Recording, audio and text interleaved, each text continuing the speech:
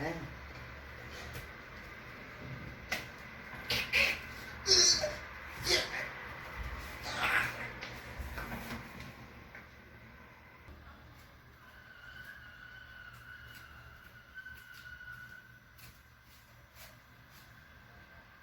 Qual é o próximo? Rapaz, tem um próximo. Espera aí só. Coçando, é isso. Tem um que se chama o ET, sabe? Pera aí.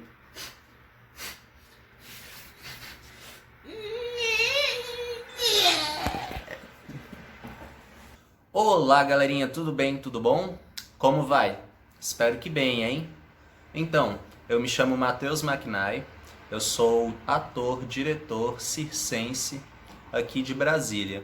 E hoje eu vou estar fazendo um mini curso, vou estar passando algumas dicas sobre esse mundo clownesco, para que vocês possam estar criando o seu clown e entender um pouco mais o que é esse mundo inteiro. Então, vamos conferir? O Circo de Lona teve uma das suas primeiras aparições na Inglaterra, com um cara chamado Philip Astley.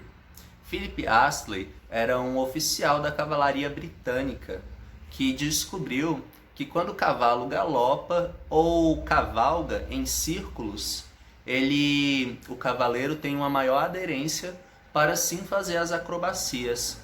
Pensando em cobrar para mostrar para as pessoas o que ele tinha descoberto, ele levantou tapumes em forma de círculo e, como na Inglaterra chovia bastante, ele jogou uma lona por cima, né, formando assim uma tenda.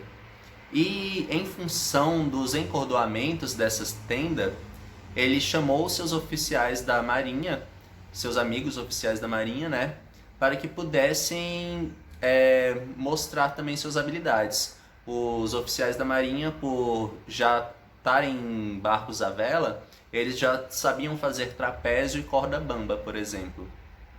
Então, até hoje nos circos, em alguns circos, nós podemos observar essa questão da farda, seja pela banda, seja pela contra-regragem ou pelos funcionários. O circo naquela época ainda tinha muito aquela visão de mostrar habilidades humanas, mas também precisava de alguém que errasse. Por quê? Porque valoriza. Então, por exemplo, se a gente for pegar a ideia de um equilibrista fazendo algo sensacional, nós nos admiramos quando vemos aquilo. Mas aí, agora quando ele acaba errando o movimento, ele acaba se aproximando da gente. Ele acaba falando assim: nossa, olha lá, eu errei, faço parte de vocês, eu sou igual a vocês, mas eu me esforço e supero e olha só o que eu consigo fazer. Então a gente fica, uau, nossa, que incrível, eu posso me superar também, eu posso fazer essas coisas. E atualmente o circo vem pegando e vem mudando e vem pegando muitas coisas também teatrais, esses artifícios teatrais, para mostrar que você pode se superar. O circo é diversão, mas ao mesmo tempo ele vem com essas mensagens de superação. Se partimos partindo do pressuposto de que o clown ele é ingênuo, de que ele é uma criança, o mundo todo é muito novo para ele. Então a criança mesmo, ela costuma levar às vezes as coisas ao pé da letra. Então se o clown ele vê no noticiário, né, tipo, o dólar caiu, ele fica preocupado, né, que pode ter caído aqui. Então e aí a gente ri, né, a gente fala, nossa, que idiota, ele não sabe que... Mas é exatamente isso, de brincar, de levar as coisas ao pé da letra. E então o clown ele não é louco. Existe sim a figura de louco. O louco é aquele que está totalmente fora de contexto. Já eu costumo dizer que o clown ele tem a sua própria lógica, né? Que é a lógica da criança, é a lógica da ingenuidade. Quando a gente se depara com uma pessoa ingênua, a gente se sente bem. A gente às vezes até ajuda, né? E fala, não faz assim, faz de outro jeito. Mas a pessoa está ali de bom grado, ela está ali de bom coração. são puras, né? E essa pureza que é bom de a gente se preservar no nosso clown, da gente buscar. O puro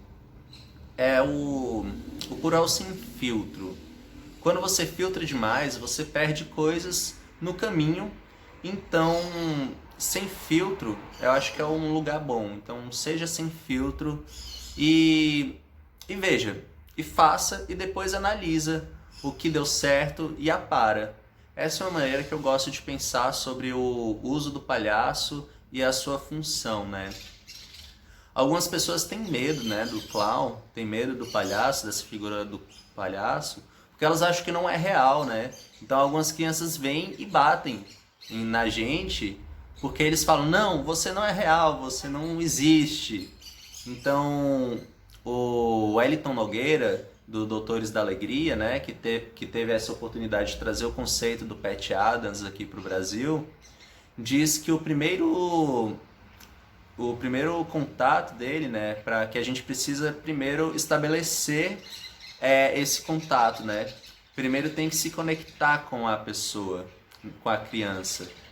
Ele diz que quando entra na sala, ele dá um sorrisinho e se a criança ri, aí tudo bem, entra. Mas se a criança não ri, ele também não vai forçar, né? Ele não vai forçar essa barra. Ela não sorriu, mas deu aquela olhadinha, sabe? Aí foi, deu aquela olhadinha de novo. Aí sim, você pode ir lá conversar com ela. E aí, essa ideia do Wellington, né? Traz mais esse carinho também, né? Ele entra com carinho na sala. E isso é bom, porque os pais, quando veem a criança sorrindo num momento difícil, né? Eles se alegram também. E os médicos percebem que a criança melhorou, assim, para o ânimo, melhorou a positividade para ter que enfrentar uma cirurgia. Quando estamos nessa construção do palhaço, é interessante percebermos a ideia de estímulo e resposta. Estão rindo? Funciona. Não estão? Tudo bem. Isso não tem problema. Descarta e anota, né? Anota por que não estão rindo. E também é interessante a gente pensar, rindo do quê? Por que estão rindo? Aí é uma coisa que a gente tem que analisar, mas é por tentativa e erro e ação e reação por alguma situação que pode ser engraçada. E é isso que você tem que observar bastante. Palhaço e clown é quase a mesma coisa. O palhaço é aquilo que nós nos referimos pela aquela coisa mais antiga do circo, sabe? Já o clown, ele é um estudo do próprio ridículo. Palhaço vem de palha, que é uma das teorias que veio lá da Idade Média, que antigamente o disforme que era o engraçado, né? Então o barrigudo, a bunduda, o corcunda, eles eram o engraçado. Então as pessoas, né, elas enchiam, pegavam palha e faziam enchimentos para ficarem disformes, né? E isso era engraçado, porque pareciam serem feitos de palha. Já o clown, ele vem do inglês arcaico, clown, que significa pessoa ingênua. Uma moto. Pessoa ingênua, tosco. E os dois trabalham com o estudo com o próprio ridículo, né? Com riam de mim. O palhaço é mais explícito, né? Já o clown, ele é um pouco mais sutil, né? Existe também a figura do bufão, que é aquele que ri do ridículo do outro, do que o outro tem de engraçado. O Bobo da Corte, por exemplo, ele tinha um pouco dessa visão, ele fazia, satirizava com as pessoas do palácio, e o rei ria disso porque tudo que estava sendo dito era verdade, né? Então, o palhaço, o clown e o bufão, eles não mentem. Eles ampliam, eles aumentam a realidade, né? O palhaço e o clown, né, com o seu próprio ridículo, já o bufão com o ridículo do outro, né? Aquele riso mais escárnio, tipo, olá, se deu mal também. Já o clown, ele vem com esse seu próprio ridículo, né? Que é como podemos dizer, é um riso mais condescendente, digamos que seja um pouco mais piedoso, sabe? Cada um já teve ali os seus 5, 6 anos, né? E o clown pessoal costuma estar nessa idade. Então, reviver esse momento é encontrar o seu próprio clown, né? Cada pessoa tem apenas um clown. E ele geralmente é quando nós éramos crianças. Então, quando criança, você brinca, você se quebra, você cai e volta a brincar. E essa coisa positiva que é legal de ficar, né? Tá, errei, e daí? Eu quero é me divertir, sabe? O que você tem que procurar é a leveza, é a verdade, né? A verdade está no olhar. Então, forçar o riso não é uma opção, sabe? É tentativa e erro. Você vai anotando, vendo o que dá certo. E o que não deu, você agora vai lá e anota, sabe? Tipo, não deu. É importante não jogar fora o que não dá certo também para você ter acesso e ver, ah, não deu certo isso, então beleza. E vai anotando. Agora, se você vai com certeza que vão rir de você, aí não vai. Tem que ter sempre aquela pequena insegurança, sabe? Aquela incerteza. Escute o seu especialista de clown, que eu costumo dizer que é o seu inconsciente, a sua intuição, porque você vai no ah, deu certo, aí o ego infla e o clown desaparece. O clown, a princípio, não tem um ego, ele é isento de ego. Ele tá ali pra jogo, ele tá ali pra ser verdadeiro com a plateia. Então, quando você não tem nada a perder, é nesse momento que você abre o espaço para a sua graça, a sua naturalidade e a sua criatividade, né? E abrir o espaço à criatividade do seu clown. O curso de clown, ele te faz ser tão pequeno, mas tão pequeno, que você não tem medo de cair, porque você cai e você está muito perto, o impacto é muito pouco.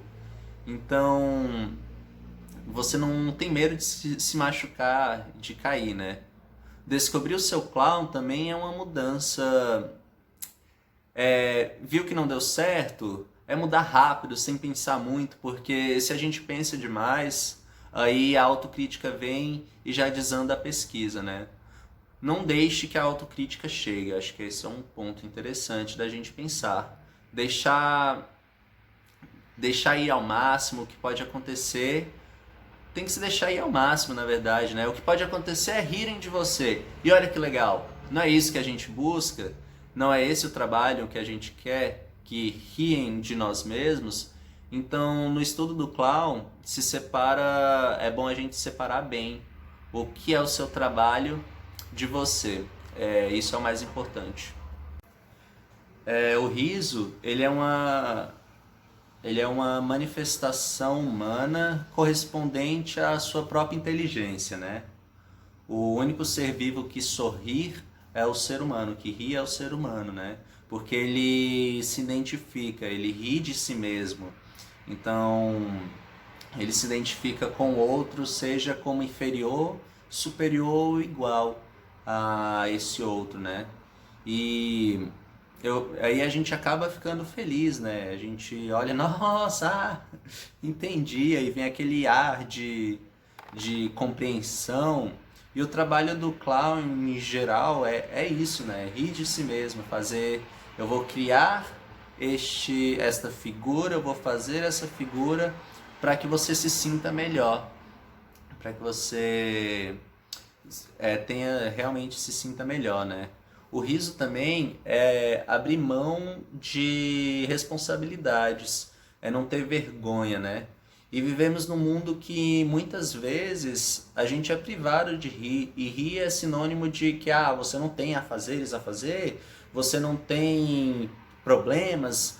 Então, o próprio filme O Nome da Rosa, deixa eu lembrar, Umberto Eco, ele faz referência, né, à Idade Média, tipo, mas como assim você está rindo? Com esse tanto de gente passando fome, com esse tanto de gente ruim, você ainda está rindo? Mas imagina só viver num mundo onde você não tem essa válvula de escape, né?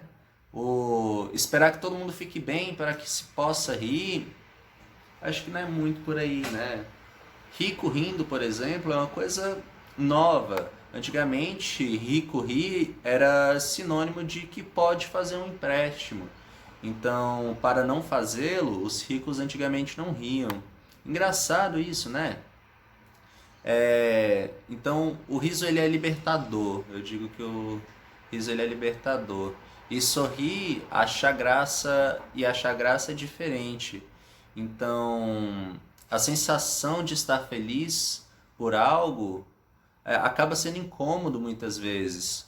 E que no clown não funciona. Você passar essa sensação para o outro de que você está feliz. Você tem que achar a sua própria felicidade e deixar que a graça flua de você. Então o riso ele é libertador por isso também. Porque quem tem vontade de dar uma boa gargalhada tá com a vida ganha, assim, entre aspas, né?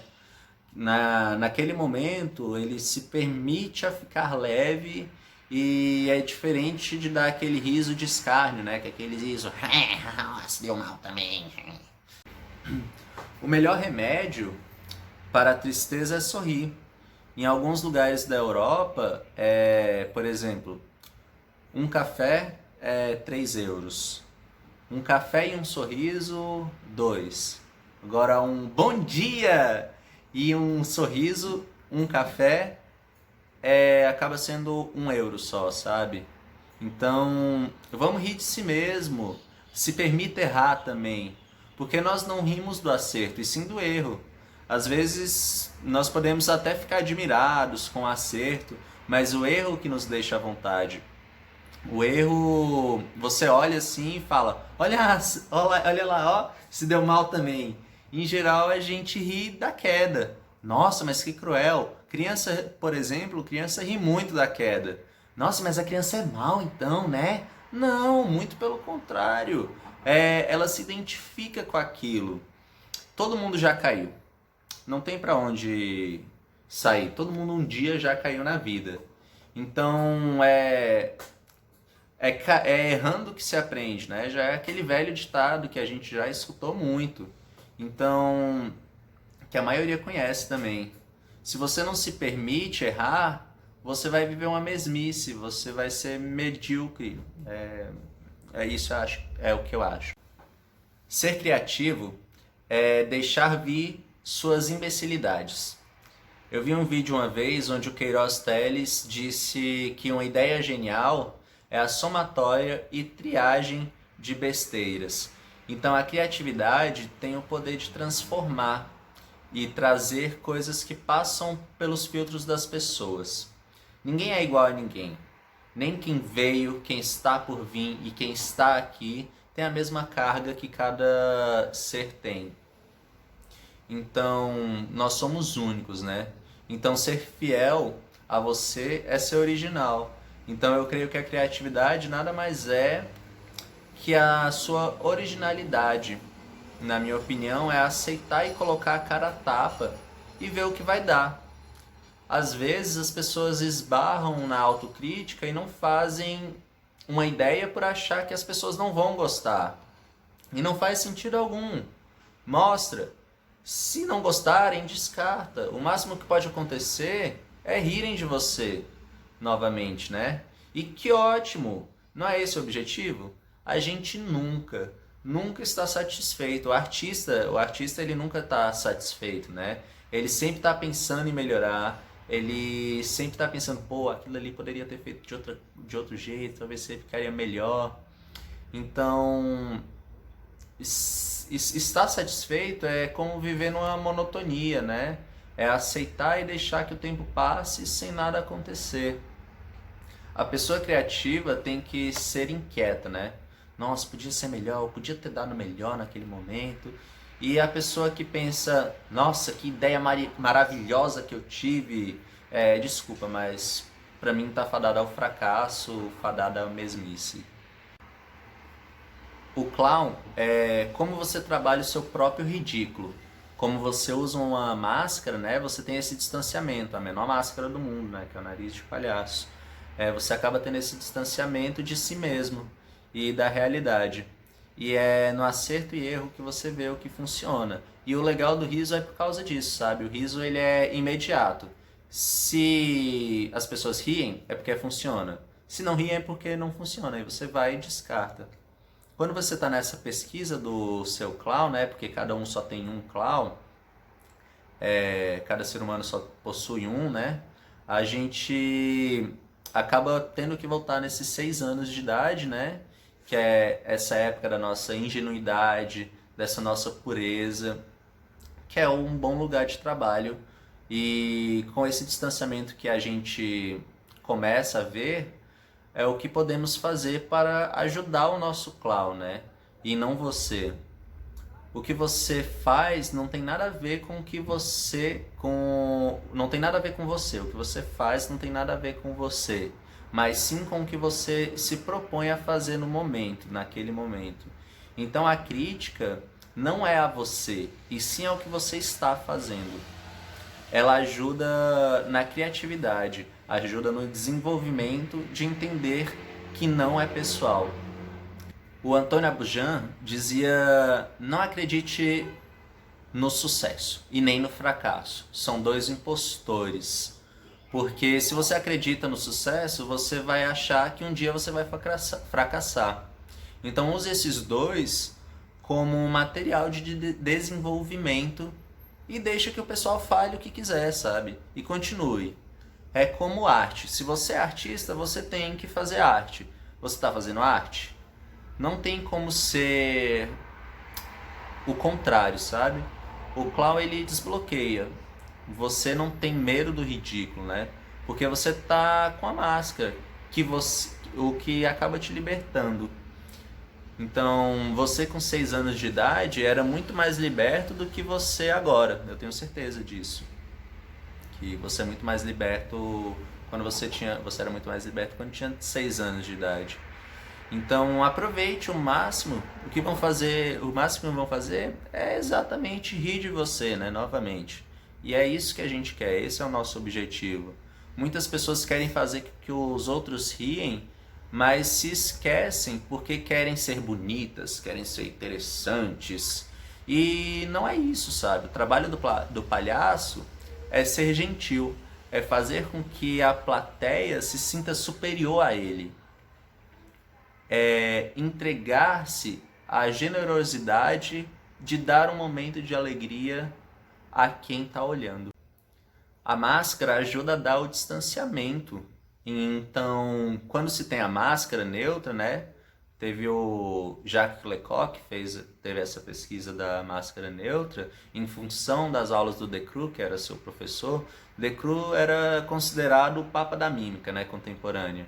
Então, ali por volta dos anos 30, ele desenvolveu um trabalho onde ele colocava um tapa-sexo e um pano na cabeça, né?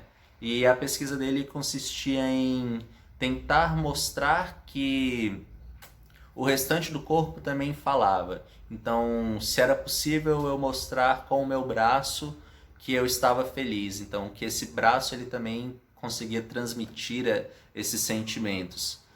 E fazer isso através de outras partes do corpo, né? Porque antigamente os teatros eles usavam muito o rosto e as mãos. Mas aí o Jacques Lecoq, né, o aluno dele, desenvolveu uma máscara neutra, onde foi possível sim dar atenção ao corpo e esquecer um pouco desse rosto e das mãos, né? Porque a galera acabava observando muito mais o tapa-sexo e o pano no rosto, né, do que o próprio trabalho do Decroux. Então na comédia dell'arte a gente tem a meia máscara, né, que é uma meia máscara falante, então que determina um certo personagem, como Arlequim, Colombina, Pantalone, Brighella. Então você tem que agir daquele jeito, do jeito que o personagem age, né? No caso do clown não. No caso do clown, não se sabe quem está por trás dela, né, daquela máscara. A primeira coisa que você faz geralmente é olhar para o nariz e em seguida olhar para os olhos. Porque você quer saber quem é que está por trás daquela máscara, né?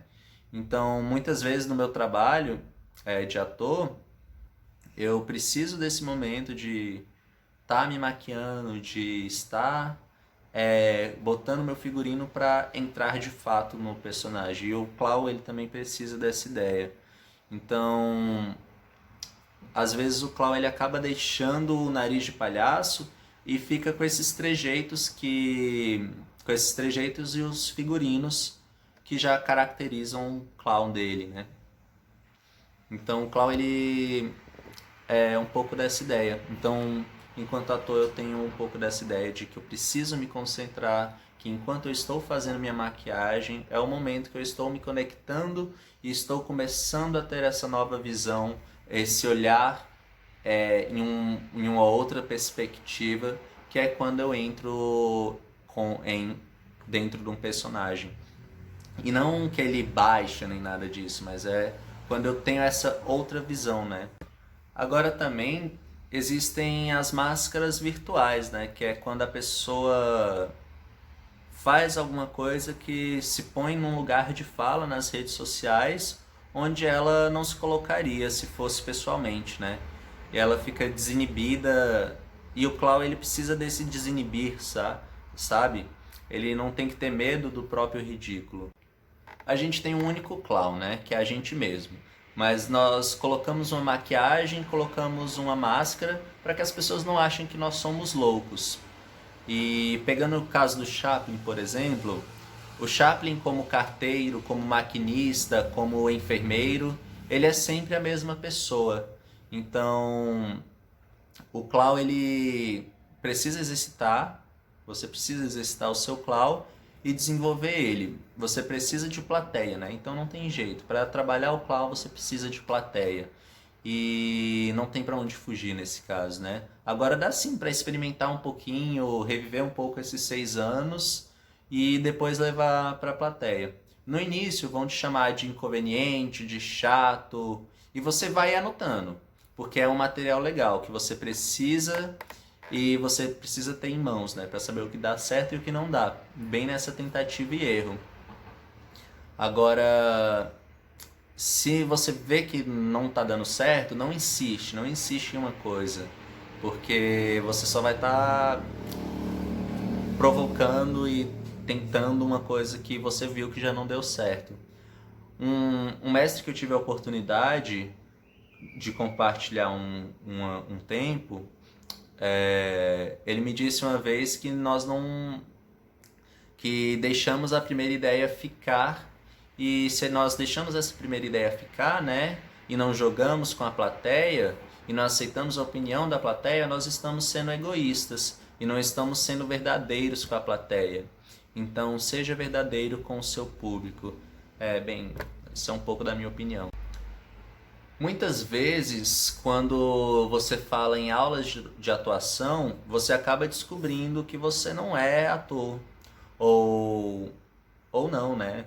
Muitas pessoas também acabam fazendo aulas de atuação para se desinibir, né? Para perder a vergonha. E no trabalho de clown, muitas vezes a pessoa para e pensa: pô, eu estou me auto-sabotando, eu estou me auto-criticando, eu estou me boicotando, eu estou com medo de passar o ridículo, estou perdendo possibilidades. E conforme o tempo vai passando, a pessoa vai colocando isso também para a vida pessoal dela, sabe? E para o seu dia a dia. E então acontece de se repensar alguns valores, sabe? Não somente financeiros, mas da nossa própria vida. Então, e a gente acaba encontrando a si mesmo dentro do trabalho do clown, né? É terapêutico? É. A função é ser terapêutica? Não. Mas indo para esse lado do sensível, né, se sensibilizando, é que a ideia que a gente acaba repensando, dessa ideia de que a gente acaba se repensando alguns valores, não só financeiros mesmo, mas também pessoais. Então o Clau ele te dá a liberdade, né? Você tem a liberdade. Quando você tem liberdade de escolher. Agora eu tenho uma dica para quem quer trabalhar com clown, né? Que o Philippe Gaulier, ele disse uma vez, numa entrevista que eu vi, Ele disse que se não deu certo hoje, talvez seja amanhã. Se não deu certo amanhã, talvez seja mês que vem. E se não deu certo mês que vem, talvez seja no ano que vem, ou então não seja nem nessa década. Mas o importante disso tudo é se você se divertiu durante o caminho. Você se divertiu no percurso? Se você não está se divertindo, então desculpa, não está valendo a pena. Então eu acho que você precisa se divertir mesmo, sabe? Não é sendo filosófico nem nada, mas seja você mesmo e não importe com o que os outros digam. E se divirta fazendo o máximo que pode acontecer